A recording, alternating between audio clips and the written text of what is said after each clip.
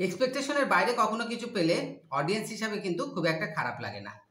গত কয়েকটা সিনেমা যেগুলো থেকে আমরা খুব হাই এক্সপেকটেশন রেখেছিলাম তার মধ্যে অন্যতম ওয়ার 2 এবং কুলি, যেগুলো কিন্তু আমাদের এক্সপেকটেশন পূরণ করতে পারেনি। আর সেখানে টাইগার শ্রফের বাগি 4 সিনেমা থেকে কিন্তু আমাদের খুব একটা হাই এক্সপেকটেশন ছিল না। আমরা কিন্তু ভেবেছিলাম বাগি ফ্র্যাঞ্চাইজির আগের 3টে সিনেমা যেমন হয়েছিল বাগি 4 অনেকটা সেই রকমই হবে, অর্থাৎ সিনেমাটা কোনো না কোনো এক পর্যায়ে কিডন্যাপিং থেকে শুরু হবে এবং অ্যাকশনের মাধ্যমে শেষ হবে। কিন্তু সেক্ষেত্রে বাগি 4 আমাদের এক্সপেকটেশনের থেকে এক্সট্রা কিছু কিন্তু আমাদের উপহার দিয়েছে।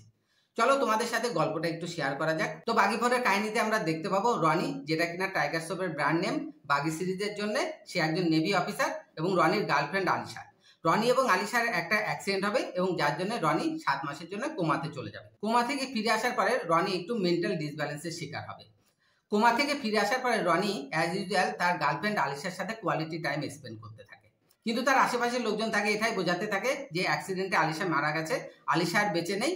সে যে আলিশাকে দেখছে, সে আলিশার সাথে সময় কাটাচ্ছে, এটা তার ইলুশন।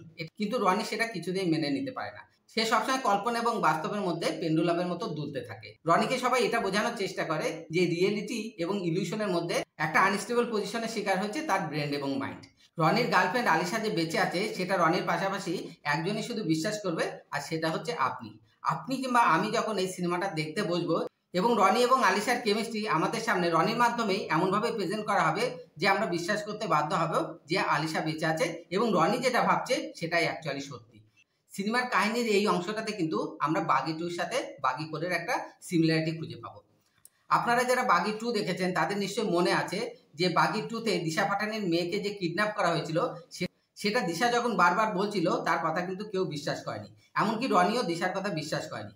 কিন্তু অ্যাজ এ অডিয়েন্স আমরা কিন্তু তার কথা বিশ্বাস করেছিলাম এবং পরবর্তীতে রনি যখন সত্যটা রিয়েলাইজ করতে পারে তারপর তো আমরা দেখতেই পাই যে সিনেমাটাতে কি হয়, শুধু অ্যাকশন আর অ্যাকশন।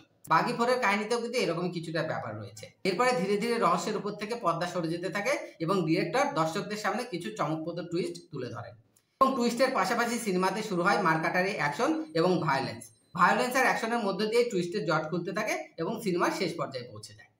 সিনেমার মূল বিষয়বস্তু মূলত এইটুকুই। তো বন্ধুরা চলো এবার একটু সিনেমাটা রিভিউ করা যাক।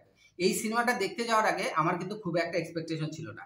বাগি ফ্র্যাঞ্চাইজির সিনেমাগুলোর যা রেপুটেশন তাতে আমি ভেবেছিলাম যে এই সিনেমাটাও অন্য সিনেমাগুলোর মতোই অ্যাকশন সিনেমা হবে, তবে এখানে অ্যাকশনটা অতিরিক্ত লেভেলে দেখানো হবে। কিন্তু এই সিনেমাটা দেখতে গিয়ে আমি কিন্তু একটু আশ্চর্য হয়েছি। আমি প্রথমত টাইগার শ্রফের কথা বলবো। টাইগার শ্রফের বাগি ফ্র্যাঞ্চাইজি এবং অন্যান্য সিনেমাতে যা অ্যাক্টিং এর লেভেল ছিল সেই লেভেলটাকে টাইগার শ্রফ অনেকটাই ছাড়িয়ে গেছে বাগি 4 সিনেমাটাতে। কল্পনা এবং বাস্তব জীবনের মধ্যে পড়ে কনফিউজড একটা ক্যারেক্টার কিন্তু টাইগার শ্রফ মোটামুটি ভালোভাবেই ফুটিয়ে তুলেছে। সঞ্জয় দত্তের কথা বলবো, অ্যাজ এ ভিলেন তাকে ডিরেক্টর খুব ভালোভাবে প্রেজেন্ট করেছে এবং টাইগার শ্রফের পাশাপাশি সঞ্জয় দত্তকেও ডিরেক্টর খুব ভালোভাবেই ভায়োলেন্সের দৃশ্যগুলোতে অভিনয় করেছে। ফিমেল যে দুটো ক্যারেক্টার রয়েছে হারনা সিন্ধু এবং সোনম বেওজা, স্ক্রিন প্লেতে তাদের খুব একটা বেশি স্পেস ছিল না, তবে স্ক্রিন প্লেতে তাদেরকে যেটুকু জায়গা দেওয়া হয়েছে তাদের ক্যারেক্টারকে তারা মোটামুটি জাস্টিফাই করেছে। বাগি 4-এ একটা চরিত্রে আমরা শ্রেয়াস তালপাড়েকেও দেখতে পাবো এবং শ্রেয়াস তালপাড়ে মোটামুটি ভালো অভিনয় করেছে। ব্যক্তিগতভাবে শ্রেয়াস তালপাড়েকে আমার একজন ভালো অভিনেতা বলেই মনে হয়। বাকি সিনেমার মিউজিকের কথা বললে লাইলা গানটি বেশ জনপ্রিয় হয়েছে এবং আশেপাশের অনেক ফাংশনে কিন্তু এই গানটা আমি শুনতে পাচ্ছি। এরপরে আমি বলবো সিনেমার ডিরেক্টরের কথা।